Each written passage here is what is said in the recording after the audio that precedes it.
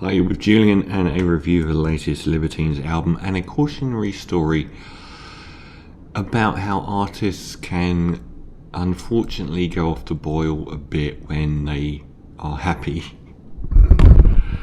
The notion being that when they're smacked out and rowing all the time that they make some of their best music, and when they're content in life, that fades away a lot.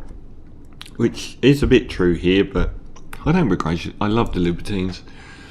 Libertines are a very unique band because they came at the arse end of Britpop, which I hate, and at the start of the landfill indie, the best music term I've ever heard, which is basically Britpop but shitter, which dominated the next 10 years of British indie.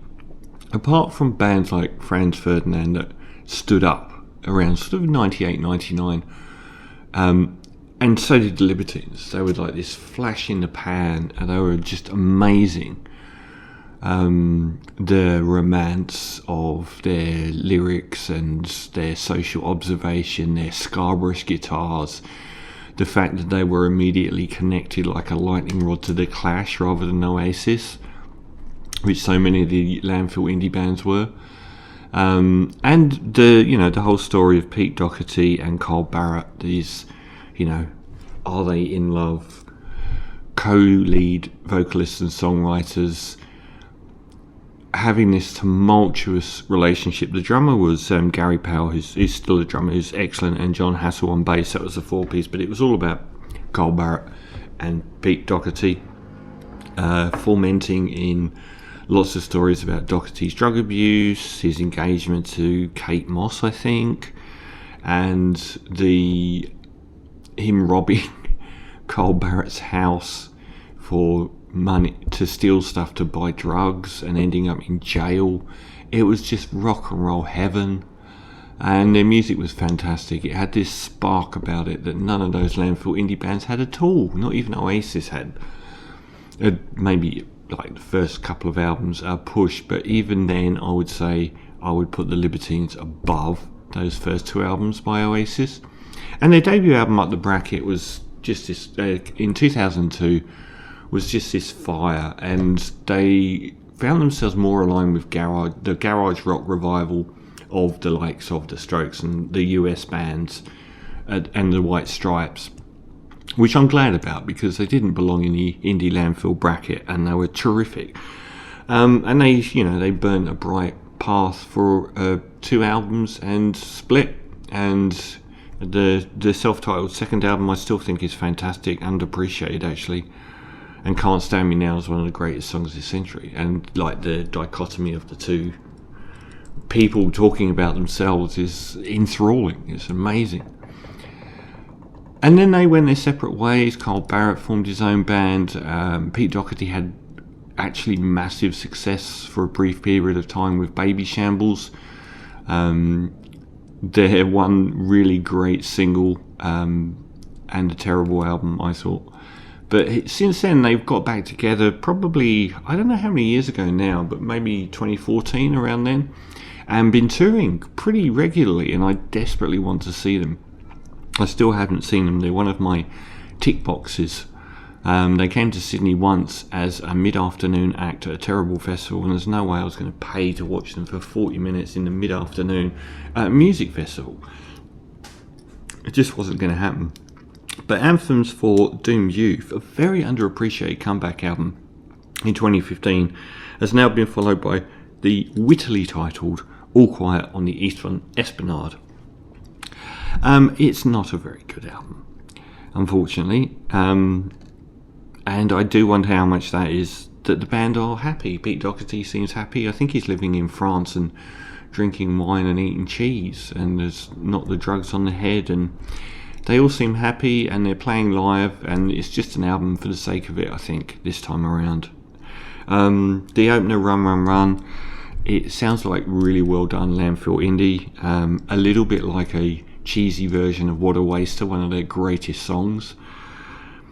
It's catchy and it's forgettable. So it's while it's going, it's kind of enjoyable, but it's not something that you're going to go back to.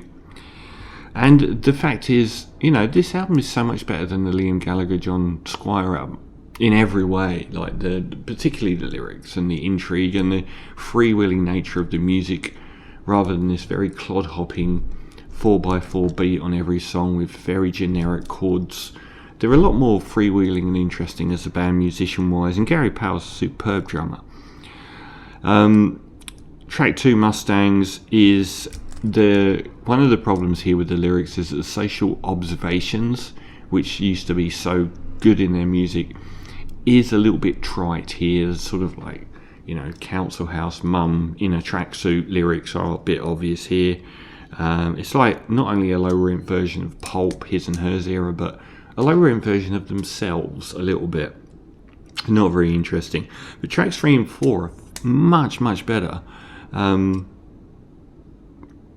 It's got the guitars and everything are a lot more scarbrous, and it's got a lot more fleet of foot. It sort of jumps between like tempos really quickly. A better beat than that sort of clod-hopping landfill indie 4x4. Some more memorable lyrics. Tears like bombs fall without warning. Really stuck in my mind. And so track 4, Merry Old England, which sounds like a centerpiece of the album. I really like this track because it's difficult. It's a song about refugees coming to England, and it doesn't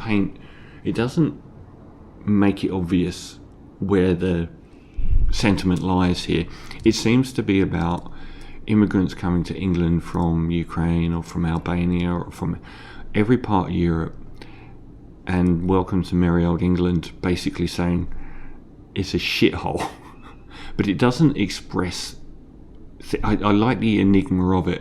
It's almost like it's walking a dangerous tightrope.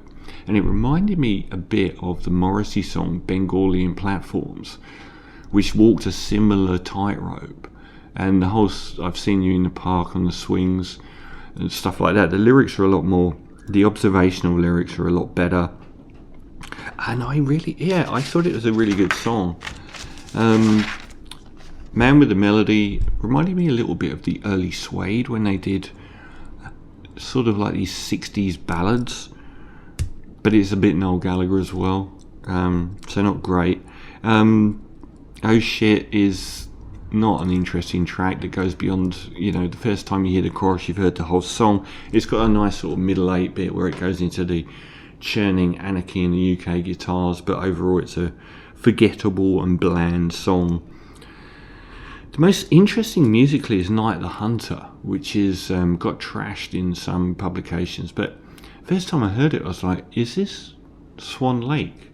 So the music is Swan Lake by Tchaikovsky, which is one of the most beautiful melodies in the history of music, but done in the style of Ennio Morricone doing a spaghetti western for Sergio Leone. And I would totally watch a Sergio Leone filmed and Ennio Morricone scored version of Swan Lake. I found the music fascinating. Unfortunately, the lyrics are pretty obvious again. It reminded me of a lesser version of the Smiths' Sweet and Tender Hooligan. Shiver was more interesting musically, and it's got a really good chorus for once, which I thought was really nice. And the first album, Urgency of Be Young, track 10, I thought was good, and it drops between different things, like for a few times on this album they use that dum dum dum Be My Baby beat, which is a bit obvious, but going into like this cod reggae, a bit Sublime like, if you remember that band. Musically very, very interesting. And the final track, Songs They Never Play on the Radio, is melodically quite strong, but very forgettable again. It reminded me of that song by Crosby, Stills, Nash and Young, Two Kids in the Yard, da, da, da, da, da. Our house. It's got this choral element going on that really reminded me of it. It is still an album that I would listen to 100 times in a row rather than listen to the John Squire and Liam Gallagher album once. But its Anthems for a Doomed Youth is now really standing up as quite a strong album. Their previous one, but this one is not. But I don't care. I love the Libertines. I hope they continue playing live. I desperatally want to see them. All Quiet on the Eastern Esplanade. Is a passable background listen. Don't focus on it too much. With the odd decent track, a 6 out of 10.